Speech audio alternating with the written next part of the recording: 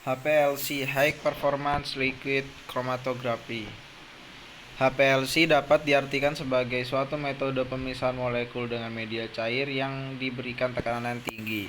Seiring dengan perkembangannya, HPLC bertransformasi menjadi High Performance Liquid Chromatography hingga kini beberapa di antara kita lebih familiar dengan istilah High Performance Liquid Chromatography.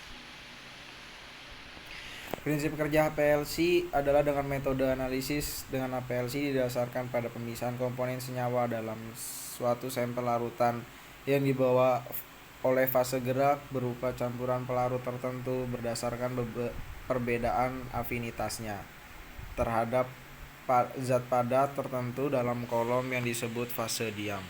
Teknik ini sangat berguna untuk memisahkan beberapa senyawa sekaligus karena senyawa mempunyai afinitas selektif antara fase diam tertentu dan fase gerak tertentu.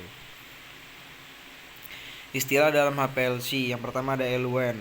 Eluen adalah pelarut yang dipakai dalam proses migrasi atau pergerakan dalam membawa komponen-komponen zat sampel atau fase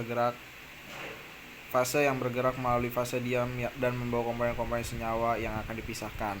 Yang kedua elusi. Elusi adalah proses menyingkirkan analit dari adsorben dengan mengalirkan suatu pelarut yang disebut dengan eluen melewati kompleks penjerap analit. Yang ketiga ada waktu retensi. Waktu retensi adalah waktu yang ditembus analit mulai dari injeksi sampai ke detektor dan diubah menjadi kromatogram. 4.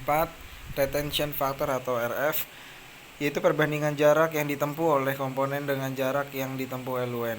Harga RF dipengaruhi suhu, jenis kertas, tebal kertas, dan jenis eluen. Berdasarkan mekanismenya tergolong ke dalam kromatografi adsorpsi. Yang kelima ada kromatogram, yaitu hasil dari pembacaan di detektor yang berupa puncak grafik.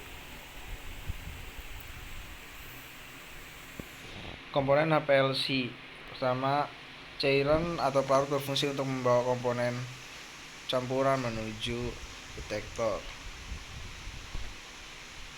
Yang B, pompa berfungsi membantu mengalirkan eluen dari sampel menuju kolom dan sebagai pengontrol aliran dengan sistem tempogram yang dikendalikan oleh komputer. Sistem pompa HPLC, sistem elusi isokratik, fase gerak yang digunakan dengan komposisi yang sama selama proses pemisahan cocok untuk sampel yang sedikit. Sistem elusi gradien, fase gerak komposisinya terhadap waktu tergantung pada pemisahan, cocok untuk banyak sampel, untuk sampel yang banyak. Dan sistem elusi gradien ini bisa memisahkan berbagai komponen seperti komponen yang kompleks. Komponen HPLC itu yang ketiga ada injektor, berfungsi memasukkan atau injeksi sampel ke aliran fase gerak. Jenis-jenis injektor yaitu ada syring, loop valve, dan autosampler. Yang keempat ada detektor, mendeteksi keberadaan komponen yang telah melewati kolom dan memberikan sinyal elektronik. Jenis-jenis detektor itu ada detektor UV vis, detektor refractive index, detektor elektrokimia, detektor fluorescence, detektor spektra massa. Yang kelima ada kolom atau fase diam, berfungsi memisahkan komponen-komponen campuran karena perbedaan interaksi antara solut-solut terhadap fase diam. Solut yang kurang kuat interaksinya dengan fase diam akan keluar dari kolom terlebih dahulu dan sebaliknya. Jenis kolom HPLC, bila polaritas fase diam lebih besar dari polaritas fase gerak, maka dapat disebut kromatografi partisi fasa normal atau kromatografi kolom fasa normal.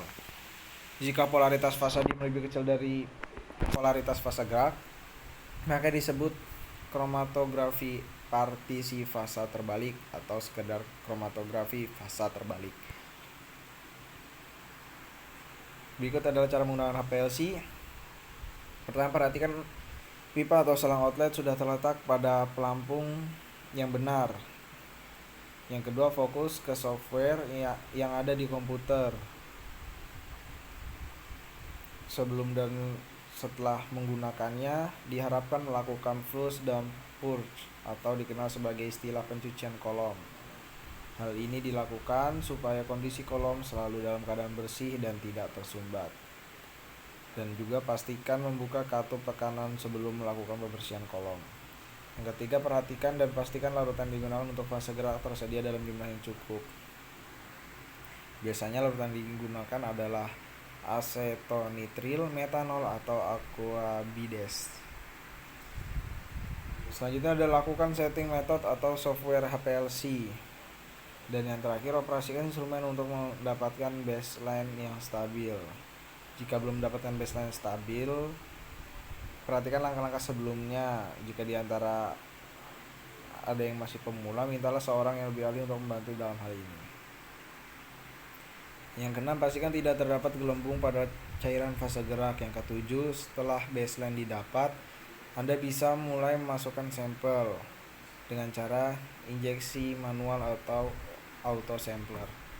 Yang ke-8, detektor akan menangkap data dari sampel dan menampilkan di software. Yang ke-9, save atau print hasil pengukuran.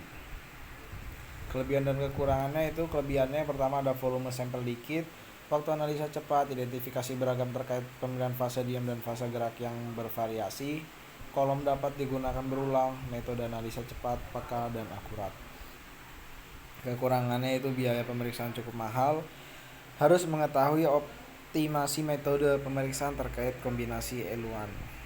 Analit yang akan diidentifikasi harus disesuaikan interaksi antara fase diam dan fase geraknya. Pengerjaan harus hati-hati terkait sensitivitas kolom dan detektor.